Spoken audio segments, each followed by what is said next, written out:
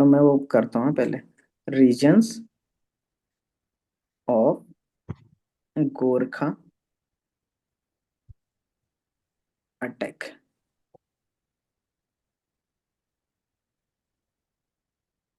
अब first point क्या है? Territorial expansion. Expansionist policy. और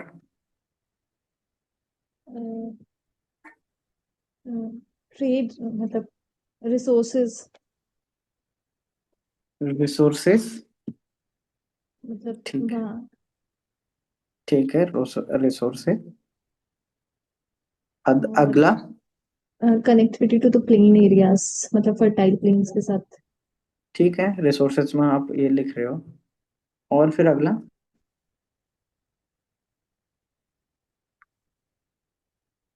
कुछ यहाँ के पर्पज से भी दो ना। जैसे era of weak anarchy, and Garhwal vulnerable and Kumaon. Rulers. क्या भावेश? अच्छा अच्छा, ओके ओके।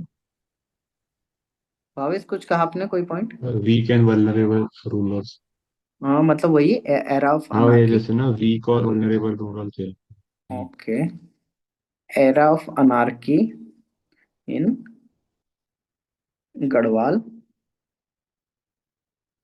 एंड कुमाऊं। फिर एक रीजन था हर्षदेव जोशी का इनविटेशन। ठीक है। हर्षदेव जोशी कौन था? इसके बारे में हमने पढ़ा था। उसका इनविटेशन। और कुछ जो weakness of economy due to disasters, natural disaster जो यहाँ के थे, उसने एक मौका दे दिया था नेपाल को इन्वेजन करने के लिए। अब थोड़ा एक स्टार्टिंग का इंट्रो ले, मतलब हम बैकग्राउंड ले गोरखा पावर्स का। Background of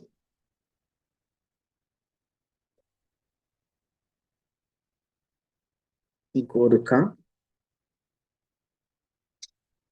rule in Uttarakhand. तो पहले इसमें आप गोरखा रूल का बैकग्राउंड दो नेपाल में, कि जो गोरखा किंगडम था। गोरखा किंगडम था, वो था नॉर्थ ऑफ काठमांडू वैली।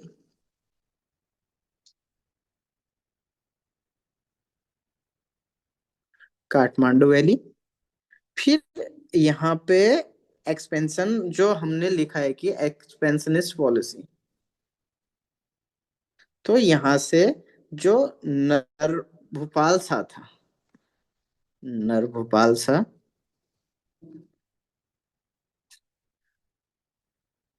उसने किया था expansion initiated expansion and further succeeded by Prithvipati, या आप बोल सकते हो कि Prithvi Narayan Shah. Further succeeded by Prithvi Narayan Shah. ये था पृथ्वी नारायण शाह, करीबन 1768 एडी में। इसने सबसे पहले कैप्चर किया काठमांडू। कैप्चर्ड काठमांडू। और इसी को बोलते हैं founder of modern Nepal. Founder of modern Nepal. तो फिर एक्सपेंशन कंटिन्यू रहा सिंह प्रताप शाह के बाद रण बहादुर शाह। और जब रण बहादुर शाह आया,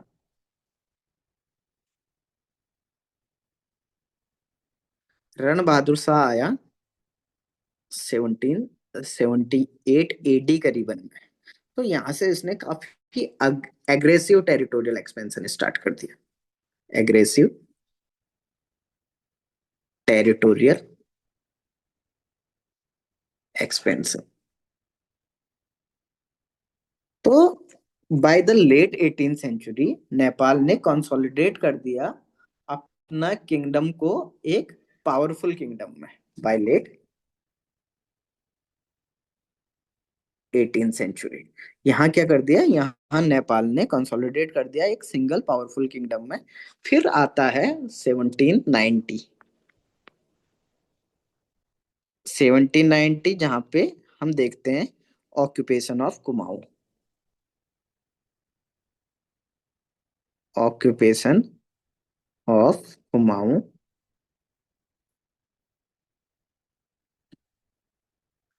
तो गोरखाओं ने ऑक्यूपाइड किया कुमाऊं को विद द हेल्प ऑफ जो दीवान था चंद का, Harsh Harshdev Joshi. Gorkha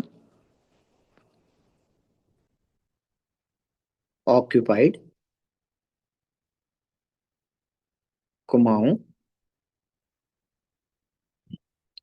with the help of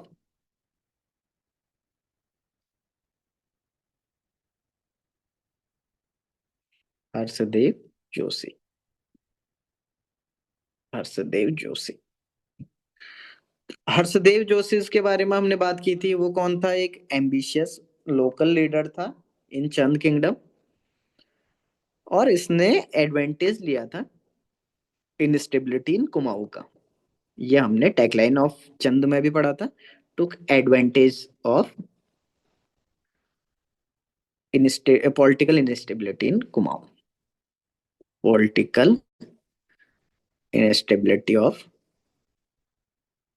Kumaon.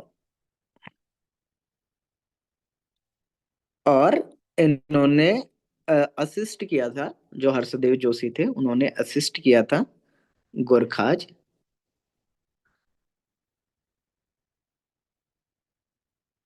Invasion इन कुमाऊं। फिर इसके बाद जैसे कुछ हिस्टोरियंस, ओकले हो गया, यस ओकले, वो कहते हैं कि गोरखा की दो फोर्स इंटर की थी Kumaon from Nepal. Enter two forces from two forces of Nepal in Kumaon.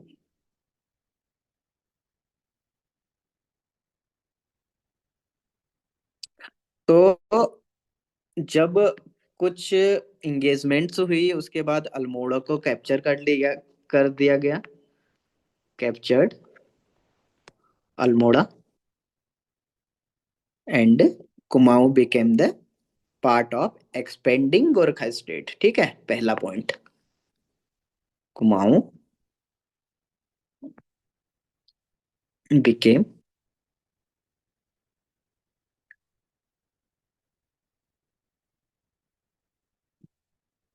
Part of expanding Gorkha kingdom.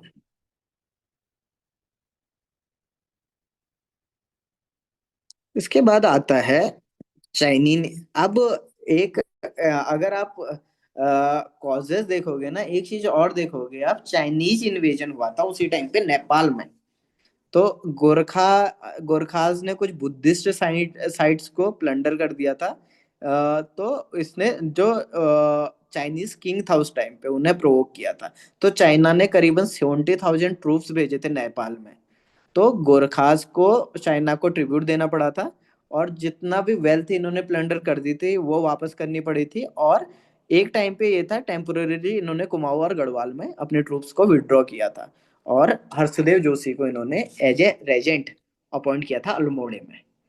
लेकिन क्या हुआ, आफ्टर कुछ सेटलमेंट गोरखा रिटर्न आए और इन्होंने काफी हैवी टैक्सेस इंक्लूड करना स्टार्ट किया। जो मेन यहाँ पे हैवी टैक्सेशन कुमाऊं या गढ़वाल के लोगों पे करने का एक रीजन ये भी था, जब चाइना का इन्वेजन हुआ नेपाल में और काफी ट्रिब्यूट देना पड़ा। ऑलरेडी चाइना की इकोनॉमी पे इसका काफी इम्पेक्ट पड़ा था। तो उसके बाद क्या हुआ, जब सेटलमेंट हुआ, after settlement Gorkhas returned and imposed heavy taxes. Gorkhas returned and imposes heavy taxes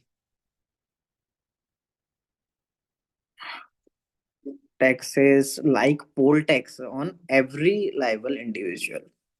Example, poll tax, every liable individual.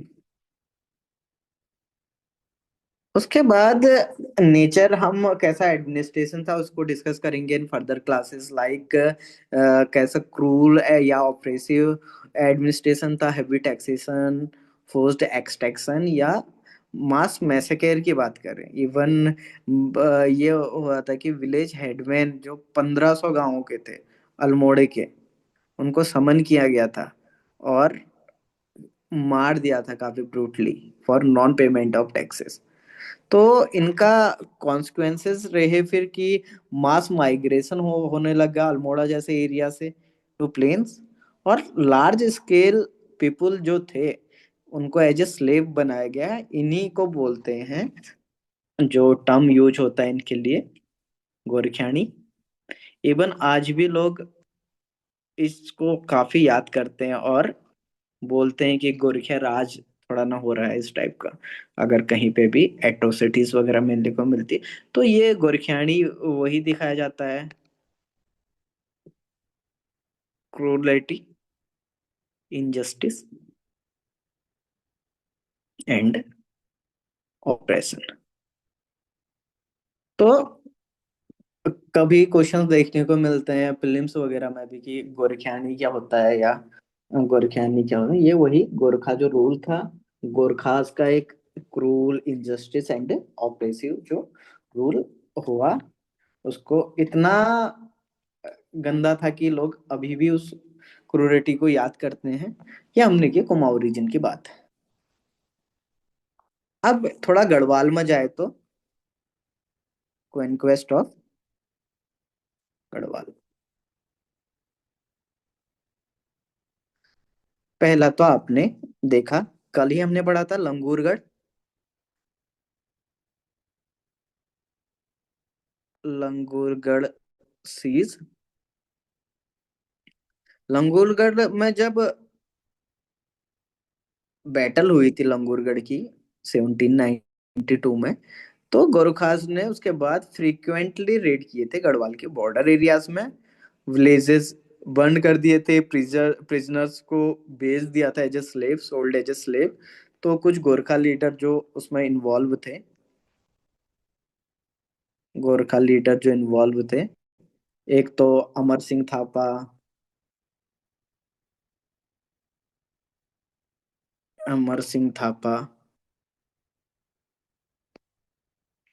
हस्तीलाल चतुरिया, हस्तीलाल चतुरिया and बामसा चतुरिया।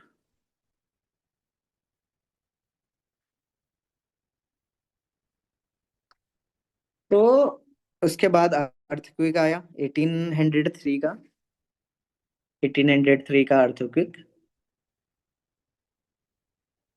फिर इसने क्या किया था, वीकेंड कर दिया था गढ़वाल को, और जो इनकी कैपिटल थी श्रीनगर उनको काफी ज्यादा डैमेज कर दिया था। एंड राजा जो प्रद्युमन था उसने वो देहरादून को शिफ्ट हुआ, उसने गोरखाज के साथ 12,000 ट्रूप्स के साथ बैटल की and died on died in battle of Khurbura, battle of Khurbura, January 1804। तो जब after conquest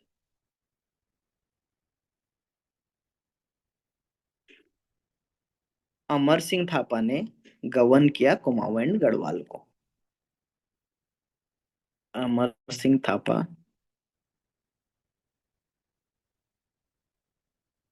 govern Kumaon and Garhwal. फिर इसके बाद उसका सन आया, रणजोड़ थापा नाम था उसका, उसने एज ए डिप्यूटी सर्व किया था। फिर गोरखा रूल जब कुमाऊं गढ़वाल में था, गोरखा रूल इन गढ़वाल,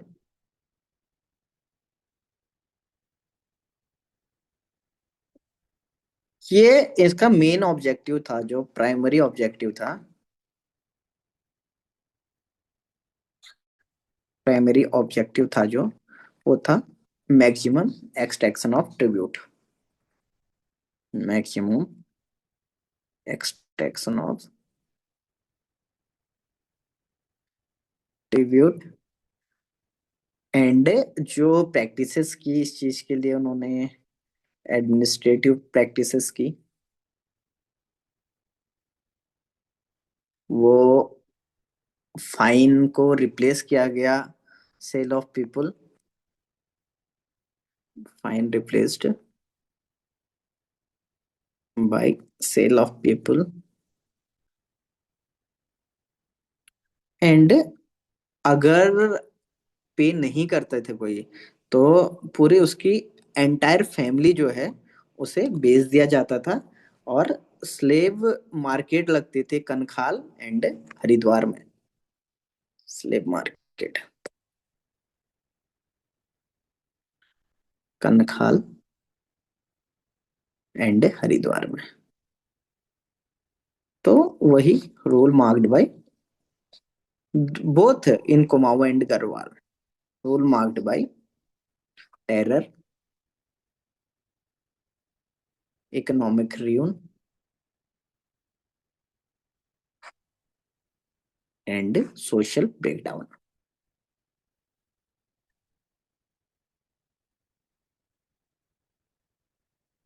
अब जो ऑक्यूपेशन था गढ़वाल देहरादून का, तो देहरादून को इन्होंने काफी मर्सीलेसली रूल किया था। जैसे जो ऑक्यूपेशन था देहरादून का,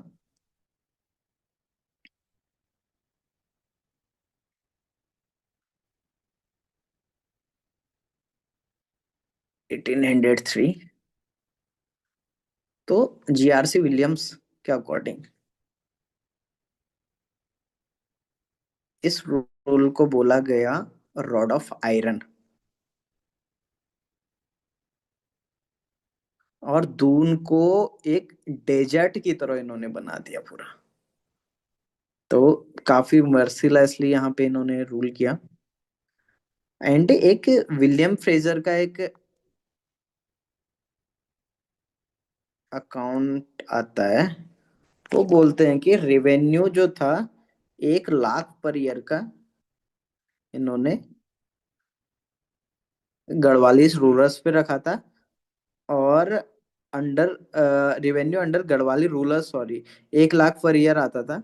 और अंडर गोरखाज 20,000 करीबन पर ईयर था, और जो इनसे लिया जाता था लोकल से। और ये मार्क्ड बाई, कह सकते हो आप, फीचर्ड बाई डेजर्टेड विलेजेस, सब भाग्य,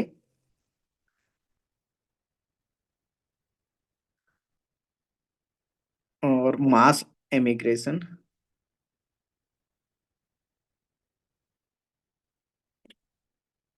और टेरेस फील्ड भी काफी ओवरग्रोन हो गए थे। एक क्वेश्चन था जो काफी बार दिखता है इन, मतलब यहाँ के प्रीलिम्स के एग्जाम्स में, वो टॉपिक है आपका नरसाही का मंगल। अंकिता, आप इसके बारे में कुछ बता सकते हो मुझे, या प्रिया आप कोई?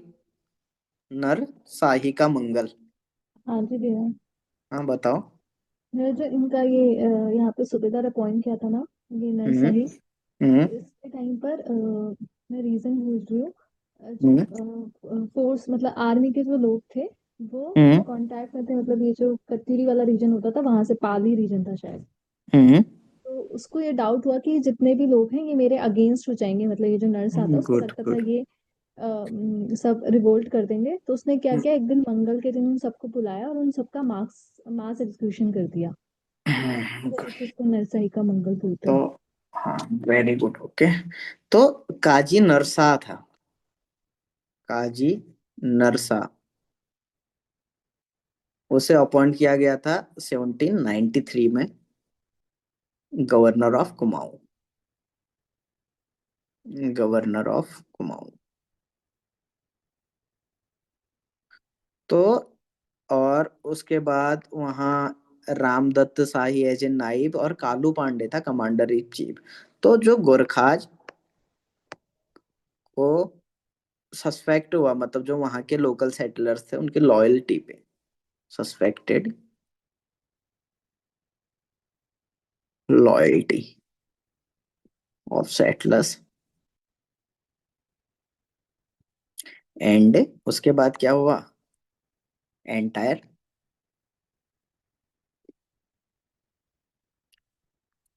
सेटलर पॉपुलेशन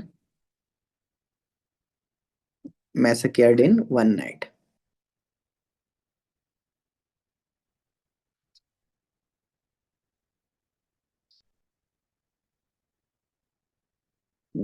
और इंसिडेंट नोन एज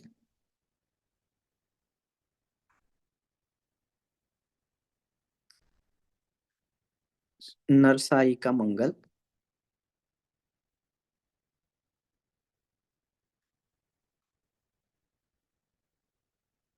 एंड मंगल की रात ऐसे भी बोलते हैं, ये है सिंबल ऑफ वही एट्रोसिटी, टायनी, जो मेनली गोरखा रूल्स के आगे में को माना जाता है। ओवरऑल अगर हम असेसमेंट करें गोरखा रूल का, ओवरऑल असेसमेंट करें तो हमें पता चलेगा कि वो अभी मिलिट्री सिस्टम, जो एडमिनिस्ट्रेटिव सिस्टम तो इनका पढ़ेंगे पढ़ेंगे हम डिटेल में। मिलिट्री सिस्टम स्ट्रांग था बट एडमिनिस्ट्रेटिव सिस्टम काफी ब्रूटल था। Strong military with brutal administrative system.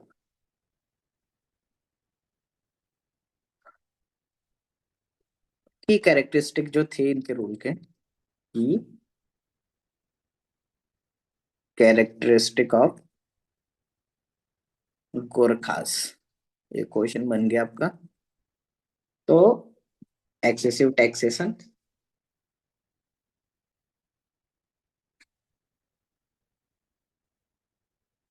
Slave trade, religious insensitivity,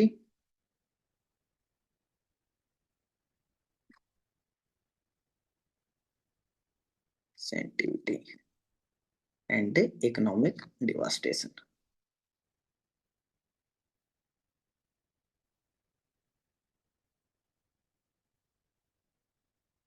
and सबसे बड़ी चीज है कि Gorkha rule left a deep psychological and socio economic scar in Kumaon and Garhwal region. Gorkha rule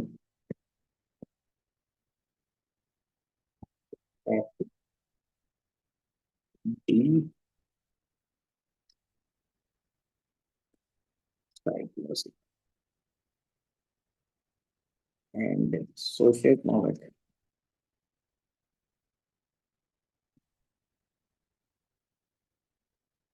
scar on Kumaon and Garhwal.